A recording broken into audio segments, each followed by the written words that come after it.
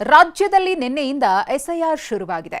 ಖುದ್ದು CM DK Shivakumar ಮತದ ಹಕ್ಕು ಉಳಿಸಿಕೊಳ್ಳದೇ ಇದ್ರೆ ಗ್ಯಾರಂಟಿ ಯೋಜನೆ ಲಾಭ ಸಿಗಲ್ಲ ಅಂತ ಹೇಳಿದ್ರು. ಇದೀಗ ಸರ್ಕಾರ ಗ್ಯಾರಂಟಿಗಳಿಗೂ ಫಿಲ್ಟರ್ ಕೆಲಸ ಶುರು ಮಾಡಿದೆ. ಅದರಲ್ಲೂ ಗೃಹಜ್ಯೋತಿ ಗ್ಯಾರಂಟಿಗೆ ಜರಡಿ ಹಿಡಿತಾ ಇದೆ. ಅಷ್ಟೇ ಅಲ್ಲ, ಗೃಹಜ್ಯೋತಿ ಪರಿಶೀಲನೆ ಎಸ್ಐಆರ್ಗೆ ಕೌಂಟರ್ ಕೊಡುತ್ತಾ ಅನ್ನೋ ಪ್ರಶ್ನೆ ಮೂಡಿದೆ. ಯಾಕೆ ಅಂತೀರಾ? ಈ ರಿಪೋರ್ಟ್ ನೋಡಿ.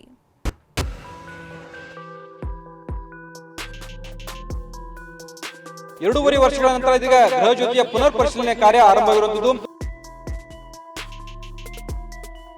ಮಾನ್ಯ ಮುಖ್ಯಮಂತ್ರಿಗಳು ಹಾಗೂ ಇಂಧನ ಸಚಿವರ ನಿರ್ದೇಶನದಂತೆ ಹೆಚ್ಚುವರಿ ದಾಖಲೆಗಳನ್ನು ಮತ್ತು ಮಾಹಿತಿಗಳನ್ನು ಸಂಗ್ರಹಿಸಿ ವ್ಯಾಲಿಡೇಷನ್ ಮಾಡೋ ಒಂದು ಕಾರ್ಯಕ್ರಮ ಇದು.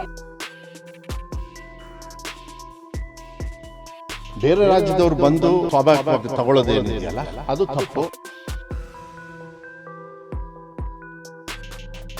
ಗೃಹಜ್ಯೋತಿ ಗ್ಯಾರಂಟಿಗೆ ಜರಡಿ, ಶುರುವಾಯಿತು ಆಪರೇಷನ್. ಫಲಾನುಭವಿಗಳ ಎಪಿಕ್ ಕಾರ್ಡ್ ನಂಬರ್ ಸಂಗ್ರಹ, ಏನಿದು ಲೆಕ್ಕಾಚಾರ? ಎಸ್ಐಆರ್ಗೆ ಕೌಂಟರ್ ಕೊಡುತ್ತಾ ಗೃಹಜ್ಯೋತಿ ಪರಿಶೀಲನೆ. ಅನರ್ಹರಿಗೆ ಗ್ಯಾರಂಟಿ ಯೋಜನೆ ಲಾಭ ಸಿಗಬಾರದು ಅಂತ ಸರ್ಕಾರ ಗ್ಯಾರಂಟಿ ಯೋಜನೆಗಳಿಗೆ ಫಿಲ್ಟರ್ ಮಾಡ್ತಿದೆ. ಇದರ ಭಾಗವಾಗಿ ಇಂದಿನಿಂದಲೇ ರಾಜ್ಯಾದ್ಯಂತ ಆಪರೇಷನ್ ಗೃಹಜ್ಯೋತಿ ಶುರುವಾಗಿದೆ. ಹೌದು, ನಿಮ್ಮ ಮನೆ ಬಾಗಿಲಿಗೆ ಮೀಟರ್ ರೀಡರ್ಸ್ ಬರ್ತಿದ್ದಾರೆ. ಬೆಸ್ಕಾಂ, ಹೆಸ್ಕಾಂ, ಮೆಸ್ಕಾಂ ಸೇರಿದಂತೆ 5 ಎಸ್ಕಾಂ ವ್ಯಾಪ್ತಿಯಲ್ಲಿ ಸರ್ಕಾರದ ಮೆಗಾ ಸರ್ಜರಿ ಶುರುವಾಗಿದೆ. ಮನೆ ಮನೆಗೆ ಬರೋ ಮೀಟರ್ ರೀಡರ್ಸ್ ನೀವು ಕೊಟ್ಟಿರೋ ಮಾಹಿತಿ ಅಸಲಿಯೋ ನಕಲಿಯೋ ಅಂತ ಸ್ಪಾಟ್ನಲ್ಲೇ ಜಾಲಾಡಲಿದ್ದಾರೆ. ಹಾಗಿದ್ರೆ ಗೃಹಜ್ಯೋತಿ ಪರಿಷ್ಕರಣೆ ಹೇಗಿರುತ್ತೆ? ಪರಿಷ್ಕರಣೆ ವೇಳೆ ಮನೆಗೆ ಬರೋ ಮೀಟರ್ ರೀಡರ್ಸ್ಗೆ ಏನೆಲ್ಲ ದಾಖಲೆ ಕೊಡಬೇಕು ಅನ್ನೋದನ್ನ ತೋರಿಸ್ತೀವಿ ನೋಡಿ. ಮನೆಗೆ ಬರೋ ಮೀಟರ್ ರೀಡರ್ಸ್ಗೆ ಆಧಾರ್ ಕಾರ್ಡ್, ವೋಟರ್ ಐಡಿ ಕೊಡಬೇಕು. ನಿಮ್ಮ ಪಾನ್ ಕಾರ್ಡ್, ರೇಷನ್ ಕಾರ್ಡ್ ಕೊಡಬೇಕು. ಅಲ್ಲದೆ ಪಾಸ್ಪೋರ್ಟ್ ಗಾತ್ರದ ಭಾವಚಿತ್ರವನ್ನು ನೀಡಬೇಕು. ಇದ್ರ ಜೊತೆಗೆ ಮನೆ ಮಾಲೀಕರಾಗಿದ್ರೆ ಮನೆ ದಾಖಲೆ ಅಥವಾ ಬಾಡಿಗೆದಾರರು ಅಥವಾ ಲೀಸ್ಗೆ ಇದ್ರೆ ಅದರ ಅಗ್ರಿಮೆಂಟ್ ದಾಖಲಾತಿ ನೀಡಬೇಕು. ಜೊತೆಗೆ ಮತದಾರರ ವಿವರ, ಆದಾಯ ತೆರಿಗೆ, ಕೆಲಸದ ವಿವರ ಸೇರಿ ಒಟ್ಟು 6 ಪ್ರಮುಖ ಮಾಹಿತಿಯನ್ನ ನೀವು ಒದಗಿಸಬೇಕಾಗತ್ತೆ.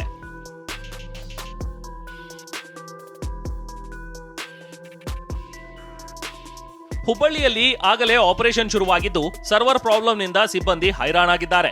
ಇನ್ನು ಕೇವಲ 2 ತಿಂಗಳಲ್ಲಿ ಈ ಕಾರ್ಯಾಚರಣೆ ಮುಗಿಸಲು ಇಂಧನ ಇಲಾಖೆ ಡೆಡ್ಲೈನ್ ಕೊಟ್ಟಿದೆ.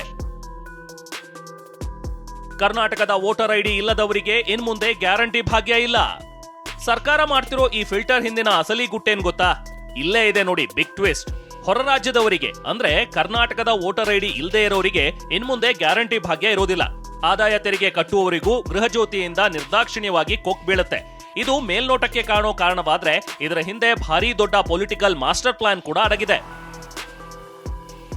ಮತದಾರರ ಮಾಹಿತಿ, ಜಾತಿ ಸಂಗ್ರಹಕ್ಕೆ ಮುಂದಾದ ಸರ್ಕಾರ.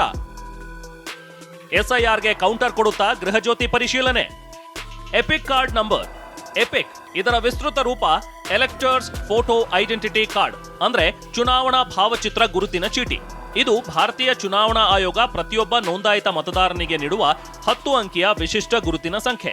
ಚುನಾವಣೆಗಳಲ್ಲಿ ಮತದಾನ ಮಾಡಲು ಇದು ನಿಮ್ಮ ಅಧಿಕೃತ ಗುರುತಾಗಿ ಕಾರ್ಯನಿರ್ವಹಿಸುತ್ತೆ. ನಕಲಿ ಮತದಾನವನ್ನ ತಡೆಯಲು ಇದು ಸಹಾಯ ಮಾಡುತ್ತೆ. ವಿಷಯ ಅಂದ್ರೆ ಸರ್ಕಾರಿ ಯೋಜನೆಗೆ ಎಪಿಕ್ ಕಾರ್ಡ್ ಕಡ್ಡಾಯವಲ್ಲ. ಆದ್ರೂ ಗೃಹಜ್ಯೋತಿ ಪರಿಷ್ಕರಣೆ ನೆಪದಲ್ಲಿ ಸರ್ಕಾರ ವೋಟರ್ ಐಡಿ ನಂಬರ್ ಕಲೆಕ್ಟ್ ಮಾಡಲು ಮುಂದಾಗಿದೆ. ಹೀಗಾಗಿ ಇದು ಎಸ್ಐಆರ್ಗೆ ಕೌಂಟರ್ ಕೊಡಲು ಮಾಡ್ತಿರೋ ಪರಿಶೀಲನೆಯ ಅನ್ನೋ ಚರ್ಚೆ ನಡೀತಿದೆ. ಯಾಕೆಂದ್ರೆ ಸರ್ಕಾರಿ ಯೋಜನೆಗೆ ಎಪಿಕ್ ಕಾರ್ಡ್ ಕಡ್ಡಾಯವಲ್ಲ. ಆದ್ರೆ ಗೃಹಜ್ಯೋತಿ ಗ್ಯಾರಂಟಿ ಪರಿಶೀಲನೆಗೆ ಸರ್ಕಾರ ಎಪಿಕ್ ಕಾರ್ಡ್ ಕಡ್ಡಾಯ ಮಾಡಿದೆ. ಇದರಿಂದ ಸರ್ಕಾರದಿಂದಲೂ ಚುನಾವಣಾ ಆಯೋಗದ ಬಳಿ ಇರುವ ಮಾಹಿತಿ ಸಂಗ್ರಹವಾಗುತ್ತೆ. ಅಂದ್ರೆ ನೈಜ ಮತದಾರರ ಮಾಹಿತಿ ಅಧಿಕೃತವಾಗಿ ಸಂಗ್ರಹವಾದಂತಾಗುತ್ತೆ.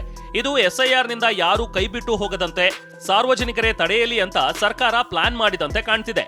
ಯೋಜನೆ ಫಲಾನುಭವಿಗಳು ಎಸ್ಐಆರ್ ನಲ್ಲಿ ಭಾಗಿಯಾಗಲಿ ಅನ್ನೋದು ಸರ್ಕಾರದ ಉದ್ದೇಶ. ಇದರಿಂದ ಕರ್ನಾಟಕದ ಮತದಾರರೆಷ್ಟು ಎಂಬ ವಿವರ ಸಂಗ್ರಹ ಆಗತ್ತೆ. ಅದರೊಂದಿಗೆ ಫಲಾನುಭವಿಗಳ ಜಾತಿ ಕೂಡ ಅಪ್ಡೇಟ್ ಆಗಲಿದೆ. ಉಚಿತ ವಿದ್ಯುತ್ ಪಡೆಯುತ್ತಿರುವವರ ಪ್ರವರ್ಗ ಕೂಡ ಸಂಗ್ರಹವಾಗುತ್ತೆ. ಆದ್ರೆ ಸರ್ಕಾರದ ಈ ನಡೆಗೆ ವಿಪಕ್ಷ ನಾಯಕ ಆರ್ ಅಶೋಕ್ ಕೆಂಡಾಮಂಡಲರಾಗಿದ್ದಾರೆ. ಚುನಾವಣೆಗೂ ಮುನ್ನ ಉಚಿತ ಅಂತ ಬೊಬ್ಬೆ ಹೊಡೆದು ಅಧಿಕಾರಕ್ಕೆ ಬಂದ್ರು ಈಗ ಖಜಾನೆ ದಿವಾಳಿಯಾಗಿದೆ ಅನ್ನೋದನ್ನ ಮುಚ್ಚಿಡೋಕೆ ಈ ಕತ್ತರಿ ಪ್ರಯೋಗ ಮಾಡ್ತಿದ್ದಾರೆ ಅಂತ ಪೋಸ್ಟ್ ಮಾಡಿದ್ದಾರೆ. ಅಶೋಕ್ ದಾಳಿಗೆ ಕೌಂಟರ್ ಕೊಟ್ಟಿರೋ ಮಾಜಿ ಸಚಿವ ಮಧು ಬಂಗಾರಪ್ಪ, ಬೇರೆ ರಾಜ್ಯದವರು ಬಂದು ನಮ್ಮ ಯೋಜನೆ ತಗೊಂಡ್ರೆ ಸರಿನಾ? ಕಾರ್ಯಕ್ರಮ ಕೊಟ್ಟಾಗ ಕೆಲವು ಸಲ ತಪ್ಪಾಗತ್ತೆ. ತೆರಿಗೆ ಹಣ ಕ್ಲೀನಪ್ ಆಗ್ಬೇಕು. ಇದರಲ್ಲಿ ಯಾವುದೇ ಹುನ್ನಾರ ಇಲ್ಲ. ಇದು ಬಿಜೆಪಿಯವರ ಬೊಗಳೆ ಅಂತ ತಿರುಗೇಟು ನೀಡಿದ್ದಾರೆ. ಮಾನ್ಯ ಮುಖ್ಯಮಂತ್ರಿಗಳು ಹೇಳಿರೋದು ಯಾರು ತಗೊಂಡು ಹೋಗಿದ್ದಾರೆ ಅವರಿಗೆಲ್ಲ ಅಫ್ಕೋರ್ಸ್ BJP ಅವರು ಅದನ್ನ ವಿರೋಧ ಮಾಡ್ತಾರೆ. ನಾನು ನಿಮಗೆ ಪ್ರಶ್ನೆ ಕೇಳೋದು, ಬೇರೆ ರಾಜ್ಯದವ್ರು ತಗೋಬೋದಾ? ಅವ್ರಿಗೆ ಇಲ್ಲಿ ಮತ ಇಲ್ಲ ಅಂದರೆ ಅವ್ರು ತಗೋಬೋದಾ? ಕೆಲವರೆಲ್ಲ ಹೇಳಿಕೆ ಕೊಟ್ಟ ತಕ್ಷಣ BJPಯವರು ಇವರು ತೆಗಿತಾ ಇದ್ದಾರೆ, ಇವರು ಬರ್ಬಾದಾಗಿದ್ದಾರೆ ಅದಕ್ಕೋಸ್ಕರ ಅಂತ. ಇದನ್ನು ಒಂದ್ಸತಿ ಕ್ಲೀನಪ್ ಮಾಡೋದು ಒಳ್ಳೆಯದು. ಬೇರೆ ರಾಜ್ಯದವ್ರು ಬಂದು ಅದನ್ನು ಸ್ವಾಭಾವಿಕವಾಗಿ ತಗೊಳ್ಳೋದೇನಿದೆಯಲ್ಲ ಅದು ತಪ್ಪು. ಮತ್ತು ಮತನೇ ಇರೋದಿಲ್ಲ, ಇಲ್ಲಿ ಮತನೇ ಇರೋದಿಲ್ಲ.